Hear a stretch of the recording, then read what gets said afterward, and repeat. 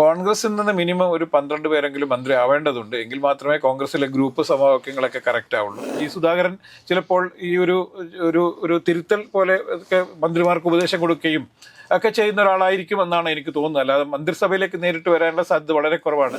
6 മാസക്കാലത്തെ നിരന്തരമായ സ്പോർട്സ് ഐറ്റംസിലൂടെ ആയിരിക്കും UDF ശക്തി പ്രാപിക്കുക. ഇങ്ങനെയുള്ള അടിക്കടയിൽ ഇത്തരം ആളുകളെയൊന്നും പരിഗണിക്കാൻ ഒരു സാധ്യതയില്ല എന്ന് നമ്മളിൽ കാണേണ്ടതുണ്ട്. അതുകൊണ്ട് ജി സുധാകരൻ അങ്ങനെ വല്ല പരിപ്പ് വേവിപ്പിക്കാൻ വേണ്ടി തയ്യാറാണ്. ആ പരിപ്പ് അങ്ങ് മാറ്റിവെച്ചേക്ക് തന്നെ പറയും. രാജേട്ടാ നമസ്കാരം. നമസ്കാരം. അമ്പലപ്പുഴയുടെ വിപ്ലവ നായകൻ അല്ലെങ്കിൽ ആലപ്പുഴയുടെ വിപ്ലവ നായകൻ ശ്രീ ജി സുധാകരൻ സ്വതന്ത്ര സ്ഥാനാർത്ഥിയാണ്.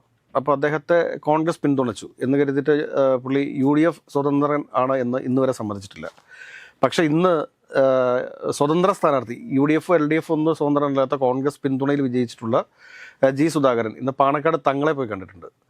പാണക്കാട് തങ്ങളെ പോയി കാണുന്നത് ആരൊക്കെയാണെന്നുള്ള കാര്യം കൃത്യമായിട്ട് നമ്മൾ പറയേണ്ട കാര്യമില്ല. കാരണം എന്താ വെച്ചാൽ മന്ത്രിസ്ഥാനം ആഗ്രഹിക്കുന്ന ആളുകൾ മാത്രമാണ് ഈ പാണക്കാട് തങ്ങളെ കാണാൻ വേണ്ടിയിട്ട് പോകുന്നത്.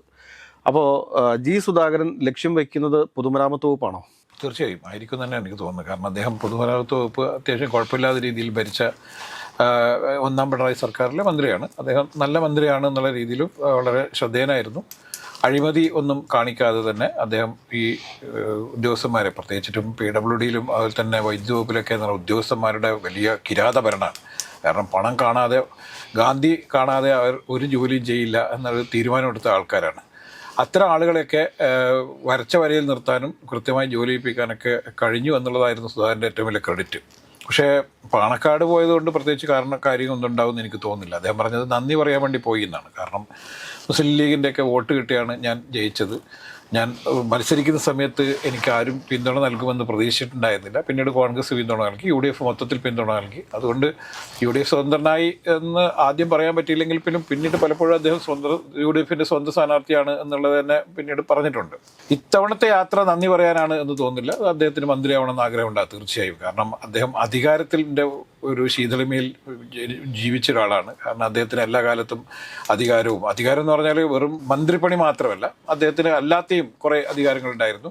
പാർട്ടിയിൽ വലിയ അധികാരങ്ങളുണ്ടായിരുന്നു. പാർട്ടി പ്രവർത്തകരെ വരഞ്ഞ വരയിലൊക്കെ നിർത്താനും ശകാരിക്കാനൊക്കെ അദ്ദേഹത്തിന് വലിയ ഇഷ്ടമുള്ള ആളാണ്. തമ്പ്രാനായിരുന്നു. ഇതൊക്കെ പറയുമ്പോഴും അദ്ദേഹത്തിന് അവിടെ വലിയ സ്വീകാര്യത കിട്ടി എന്നുള്ളത് കൂടി നമ്മൾ കാണേണ്ടത്. 27 വോട്ടിന്റെ ഭൂരിപക്ഷം, അത് വലിയ ഭൂരിപക്ഷമാണ്. അമ്പലപ്പുഴയിൽ അദ്ദേഹം UDFന്റെ സ്വന്തം സ്ഥാനാർത്ഥിയെ മത്സരിച്ച് UDFന്റെ സ്വന്തം സ്ഥാനാർത്ഥിയല്ല, സ്വതന്ത്ര സ്ഥാനാർത്ഥി, UDFന്റെ പിന്തുണയോട് UDFന്റെ പിന്തുണയുള്ള സ്വതന്ത്ര സ്ഥാനാർത്ഥി. പുള്ളി പല പ്രാവശ്യം തിരുത്തിയിട്ടുണ്ട്. ഇനിയിപ്പോൾ നമ്മൾ ഇങ്ങനെ തെറ്റിച്ച് പറഞ്ഞു കഴിഞ്ഞാൽ, അങ്ങനെ നമ്മൾ തെറ്റിച്ച് പറഞ്ഞു കഴിഞ്ഞതിന് ശേഷം പിന്നീട് ഇനിയിപ്പോൾ പുള്ളിയുടെ അടുത്ത് ഇന്റർവ്യൂവിന് പോകുന്നതിനുള്ള ഫോർമാലിറ്റി അറിയാലോ. കാരണം ആദ്യം നമ്മൾ കത്തയക്കണം. ആ കത്തയച്ചതിന് ശേഷം പിന്നീട് അത് റിസീവ് ചെയ്ത പുള്ളി അക്നോളജ് ചെയ്തിട്ട് പിന്നെ നമ്മളെ വിളിച്ചതിന് ശേഷം ഒരു ടൈം ഫിക്സ് ചെയ്ത് പറയും. ആ ടൈമിന് തന്നെ നമ്മൾ എത്തിക്കണം.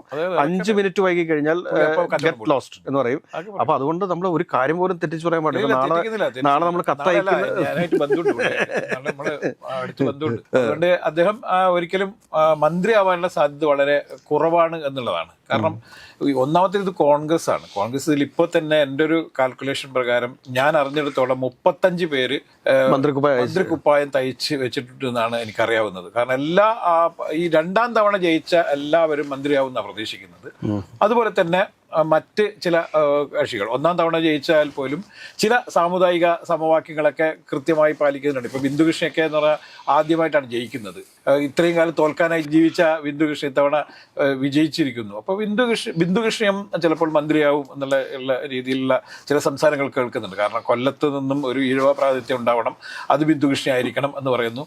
അതുപോലെ തന്നെ ഒരു മുസ്ലിം വനിത ചിലപ്പോൾ മന്ത്രിസഭയിൽ ഉണ്ടാവണം എന്ന് തീരുമാനിക്കുന്നു. അങ്ങനെയാണെങ്കിൽ അത് ഷാനിമോളായിരിക്കും എന്ന് പറയുന്നു. ആലപ്പുഴയിൽ നിന്നും വരുന്ന ഒരു മന്ത്രി അവരായിരിക്കും എന്ന് പറയുന്നു. പിന്നെ CR മഹേഷ് മന്ത്രിയാവണം എന്ന് പറഞ്ഞുകൊണ്ടുള്ള ചില നിർദ്ദേശങ്ങൾ പല സ്ഥലങ്ങളിൽ നിന്ന് വരുന്നുണ്ട്.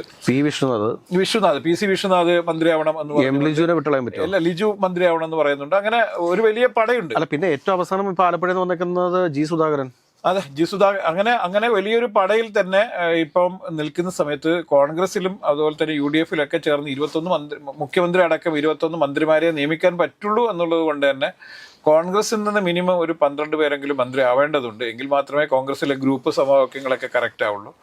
പിന്നെ മുസ്ലിം ലീഗിന് ഇപ്പോൾ 5 മന്ത്രിമാർ വേണമെന്ന് അവർ വലിയ രീതിയിൽ ശഠിക്കുന്നുണ്ട്.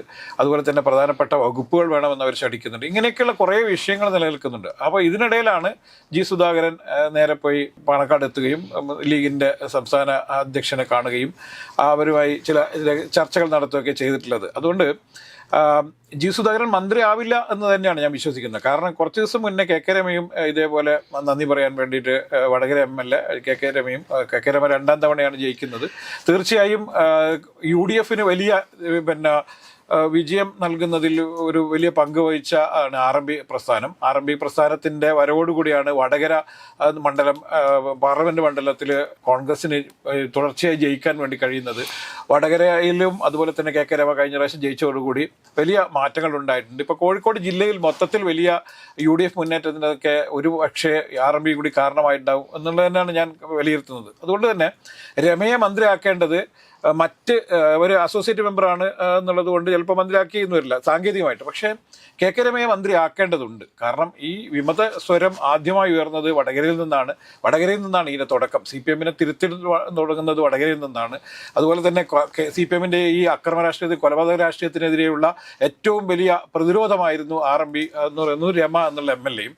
അതുകൊണ്ട് രമയെ MLA ആക്കി കൊണ്ടുവരേണ്ടതുണ്ട്. പക്ഷേ ജി സുധാകരനെ പോലെയുള്ള ആളുകളൊക്കെ ജി സുധാകരൻ, അതുപോലെ തന്നെ വി കുഞ്ഞികൃഷ്ണൻ, അതുപോലെ തന്നെ TK ഗോവിന്ദൻ എന്ന് പറഞ്ഞ ആളുകളൊക്കെ മന്ത്രിയായി പരിഗണിക്കാനുള്ള സാധ്യത വളരെ കുറവാണ്. പക്ഷേ എങ്കിൽ പോലും CPM-നെ വെല്ലുവിളിച്ചുകൊണ്ട് CPM-ൽ നിന്നും പുറത്തു വരികയും അവർ പിന്നെ UDF-ന്റെ പിന്തുണയോടുകൂടി MLA-മാരൊക്കെ ആയി എന്നുള്ളത് കൊണ്ട് ചിലപ്പോൾ അങ്ങനെ പരിഗണിച്ചേക്കാം. പക്ഷേ ഇപ്പോഴത്തെ സ്റ്റിൽ അവസ്ഥയിൽ ജി സുധാകരനെ മന്ത്രിയെന്നാക്കാനുള്ള സാധ്യത വളരെ കുറവാണ്. ഒരുപക്ഷെ അത് അദ്ദേഹം കലഹിക്കുമായിരിക്കും. ചിലപ്പോൾ ഞാൻ ഒരു പക്ഷത്തും ഇല്ല എന്ന് പ്രഖ്യാപിക്കുമായിരിക്കും. എനിക്ക് പ്രത്യേക ഇരിപ്പിടം വേണമെന്ന് പറയായിരിക്കും.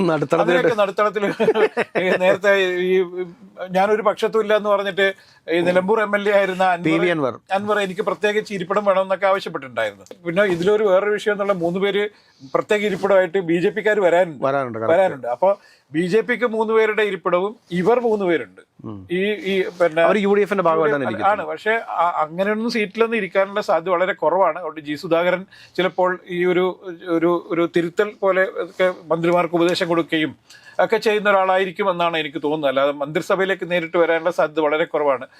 ക്യാബിനറ്റിലേക്കൊന്നും വരാനുള്ള സാധ്യത ഇല്ല എന്ന് തന്നെ നമുക്ക് വിലയിരുത്തേണ്ടതുണ്ട്. പക്ഷെ എങ്കിൽ പോലും ജി സുധാകരൻ ഒരു ബാധ്യതയായിരിക്കും. അല്ല, ഈ പാർലമെന്ററി അച്ചടക്ക സമിതി എന്നൊക്കെ പറഞ്ഞുകൊണ്ട് വേണമെങ്കിൽ ഒരു സമിതിയൊക്കെ ഉണ്ടാക്കിയെടുക്കാം. മാത്രമല്ല ഈ ചിലപ്പോൾ മന്ത്രിസഭയെ ഉപദേശിക്കാൻ വേണ്ടി ചിലപ്പോൾ ഒരു സമിതി ഉണ്ടാക്കിയേക്കാം. അങ്ങനെ ഒരു അതിന്റെ സമിതിയുടെ ചെയർമാനൊക്കെ ആയിട്ട് മിനിസ്ട്രി അഡ്വൈസറി ബോർഡിന്റെ അങ്ങനെയൊക്കെ ഉണ്ടാക്കുക. അസംബ്ലി മിനിസ്ട്രി അങ്ങനെ ഒരു മന്ത്രിമാരെയൊക്കെ പിന്നെ ഉപദേശിക്കാനും ചില പ്രൊജക്ടുകളൊക്കെ ഉണ്ടാക്കാനൊക്കെ ആയിട്ട് ഇപ്പോൾ BS അച്യുതാനന്ദൻ അവസാനം ഭരണപരിഷ്കാര കമ്മീഷൻ ചെയർമാനൊക്കെ ആയിട്ട് ഇരുത്തിയല്ലോ. അദ്ദേഹത്തിനെ കൊണ്ട് ഒരു ഭരണപരിഷ്കാരം ഉണ്ടാക്കിയിട്ടില്ല എന്ന് മാത്രമല്ല, അദ്ദേഹത്തിനെ കൊണ്ട് സർക്കാർ ഒന്നും ചോദിച്ചിട്ടുണ്ടായിരുന്നില്ല. അതുകൊണ്ട് VS-നൊക്കെ ഈ കൂടെ നിർത്താൻ വേണ്ടി ചെയ്തതുപോലെ ചിലപ്പോൾ ഈ ജി സുധാകരനെ UDF അത്തരത്തിൽ എന്തെങ്കിലുമൊക്കെ പരിഗണിച്ചേക്കാമെന്നല്ലാതെ മന്ത്രിസഭയിലേക്കുള്ള പരിഗണിക്കാനുള്ള സാധ്യത വളരെ കുറവ്. കാരണം മന്ത്രിസഭയിലൊക്കെ പരിഗണിക്കേണ്ട ആളൊക്കെ തന്നെയാണ്. പക്ഷെ കോൺഗ്രസിന്റെ അടി തീരൂല. അപ്പോൾ കോൺഗ്രസിന് ഇപ്പോൾ മുഖ്യമന്ത്രി അടി കഴിഞ്ഞിട്ട് വേണം അടുത്ത അടി തുടങ്ങാൻ വേണ്ടിയിട്ട്.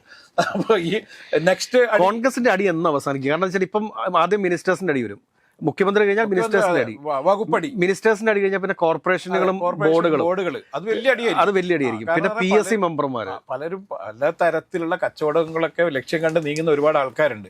ഇപ്പൊ തന്നെ സാംസ്കാരിക ബോർഡിന്റെ കീഴിൽ തന്നെ സാംസ്കാരിക വകുപ്പിന്റെ കീഴിൽ തന്നെ ഏതാണ്ട് 10ഓളം ചെയർമാൻമാരുണ്ട്. ഇതിനു വേണ്ടിയുള്ള അടി നമ്മൾ വേറെ കാണേണ്ടി വരും. കാരണം ഇപ്പൊ പല ആളുകളും ഇതിനു വേണ്ടി അങ്ങനെ പറഞ്ഞ് കുറെ അക്കാദമികളുണ്ട്. ഈ അക്കാദമിക്കൊക്കെ വേണ്ടിയിട്ട് തന്നെ ഇപ്പൊ ചരടുവലികൾ ആരംഭിച്ചു കഴിഞ്ഞിട്ടുണ്ട്.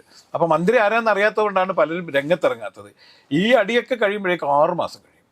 6 മാസക്കാലത്തെ നിരന്തരമായ സ്പോർട്സ് ഐറ്റംസിലൂടെ ആയിരിക്കും UDF ശക്തി പ്രാപിക്കുക. ഇങ്ങനെയുള്ള അടിക്കടയിൽ ഇത്തരം ആളുകളെയൊന്നും പരിഗണിക്കാൻ ഒരു സാധ്യതയില്ല എന്ന് നമ്മളിൽ കാണേണ്ടതുണ്ട്. അതുകൊണ്ട് ജി സുധാകരൻ അങ്ങനെ വല്ല പരിപ്പ് ഉപയോഗിപ്പിക്കാൻ വേണ്ടി തയ്യാറാണ്. ആ പരിപ്പ് അങ്ങ് മാറ്റിവെച്ചേക്കെന്ന് തന്നെ പറയും, തീർച്ചയായും പറയും. വേറൊരു സാധ്യതയില്ല. കാരണം അതുകൊണ്ട് തന്നെ ഇത് വെറും നന്ദി പ്രകടനം മാത്രമായിട്ട് തന്നെ നമ്മൾ കാണണം. പാണക്കാട് അങ്ങനെയുള്ള ജി സുധാകരൻ പോയിട്ട് LDF-നോട് തന്നെ ഞാനൊരു കമ്മ്യൂണിസ്റ്റ് ആണെന്ന് പറഞ്ഞുകൊണ്ട് പോയി കഴിഞ്ഞാൽ 36 അംഗങ്ങളായി കഴിഞ്ഞാൽ അവിടെ തന്നെ രാജ്യസഭ MP പറക്കും. അല്ല, എന്തിപ്പോ രാജ്യസഭയിൽ MP പറക്കാൻ വേണ്ടിയിട്ടാണ് എങ്കിൽ അങ്ങനെ പറക്കട്ടെ. ഇപ്പൊ തെറ്റൊന്നുമില്ലല്ലോ. ഇപ്പൊ CPM-ന് ഒരു രാജ്യസഭ അംഗം ഉണ്ടാവുന്നത് തെറ്റൊന്നുമില്ലല്ലോ. അതുകൊണ്ട് രാജ്യസഭയിൽ ഒരാളെ അയക്കട്ടെ, അതൊന്നും കുഴപ്പമില്ല. പക്ഷേ എങ്കിൽ പോലും ജി സുധാകരൻ അങ്ങനെയാണെങ്കിൽ എന്തിനാണ് ഇത്രയും കലഹം ഉണ്ടാക്കിയത്? കേവലം ഒരു MLA ആവാൻ മന്ത്രിയാവാൻ വേണ്ടിയാണ് അദ്ദേഹം പുറപ്പെട്ടതെന്ന് എനിക്ക് തോന്നുന്നില്ല. മറിച്ച് CPM-ന്റെ അവഗണനയ്ക്കെതിരെ അദ്ദേഹത്തിന്റെ പ്രതിഷേധമായിരുന്നു അദ്ദേഹത്തിന്റെ ഈ സ്ഥാനാർത്ഥി പ്രഖ്യാപനവും അതിനുശേഷം അദ്ദേഹം നടത്തിയ പ്രവർത്തനങ്ങളും എന്നാണ് ഞാൻ വിലയിരുത്തുന്നത്. അതുകൊണ്ട് അദ്ദേഹത്തിനെ CPM നേതൃത്വം വല്ലാതെ അങ്ങോട്ട് കൊച്ചാക്കാൻ വേണ്ടി ശ്രമിച്ചിരുന്നു. പ്രത്യേകിച്ചിട്ടും അദ്ദേഹത്തിന്റെ ശിഷ്യനെ KH സലാം അദ്ദേഹത്തിനെ വല്ലാത്ത രീതിയിൽ അവഹേളിക്കുകയൊക്കെ ചെയ്തു. അവഗണിച്ചു ആദ്യം, പിന്നീട് അവഹേളിച്ചു. അദ്ദേഹത്തിനെ പാർട്ടിയിൽ നിന്ന് പുറത്താക്കാൻ വേണ്ടി ഗൂഢാലോചന നടത്തി എന്നൊക്കെയാണ് അദ്ദേഹത്തിന്റെ ആരോപണം. അതുകൊണ്ട് അദ്ദേഹത്തെ ഇല്ലാതാക്കാൻ വേണ്ടി ശ്രമിച്ച ആലപ്പുഴയിലെ പാർട്ടി നേതൃത്വത്തിന്, അതുപോലെ തന്നെ സ്റ്റേറ്റിലെ നേതാക്കന്മാർക്കൊക്കെയുള്ള ഗോവിന്ദ മാഷിക്കും അതുപോലെ തന്നെ പിണറായി വിജയനൊക്കെയുള്ള വലിയ മറുപടി മാത്രമായിരുന്നു അദ്ദേഹത്തിന്റെ ഈ വിമത സ്ഥാനാർത്ഥിത്വം. അതുകൊണ്ട് തന്നെ അദ്ദേഹം മറ്റ് അവകാശവാദങ്ങളിലേക്ക് പോകാനുള്ള സാധ്യത വളരെ കുറവാണ്. പ്രത്യേകിച്ച് കോൺഗ്രസ് മിനിസ്ട്രീൻ്റെ ഒന്നും ഭാഗമായി G. സുധാകരനെ പോലെ ആൾക്ക് ഇരിക്കാൻ പറ്റില്ല എന്നുള്ള കൂടി ഒരു സത്യം കൂടി മനസ്സിലാക്കണം. അതുകൊണ്ട് G. സുധാകരന്റെ നീക്കം ഒരു മന്ത്രിയാവലായിരിക്കില്ല എന്ന് തന്നെയാണ് ഞാൻ ഇതിൽ വിലയിരുത്തുന്നത്.